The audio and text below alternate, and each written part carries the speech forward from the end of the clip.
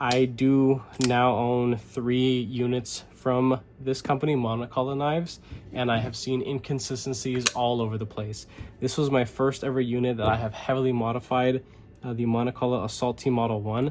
I think that maybe for some potential copyright issues, they may have recently changed the name of this. I don't know, and I really don't care. But it is a really sweet knife for the price. This thing comes in about 40, maybe 45 bucks at most. But how is it that this knife, that arguably has more milling and more complications to it, is cheaper than this thing? Things aren't really making sense. This was produced well before all the major tariffs. And on this channel, we don't do a whole lot of talking about politics and all that kind of bullshit because I like to live in La La Land and just focus on the knives because that's what's important.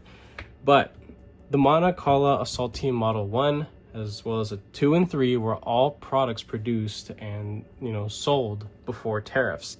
This thing was produced after and sold after the tariffs. So I think it's still pretty impressive that for only $5 more, they're still able to produce something that is, while it is very simple and has less complications, and I'm talking about this has a compound grind.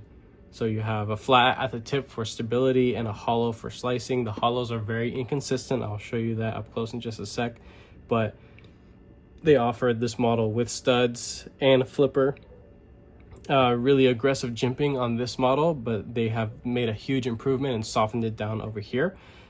This has holes as well as like not countersunk, but they're cleaned up. They look really nice. There's no jagged edges. All the hardware feels damn near the same all across the board. I will say that they've switched to like semi-polished hardware, at least for the body screws on the Dolphin model versus the Assault Team 1. These are a little bit more like blasted screws.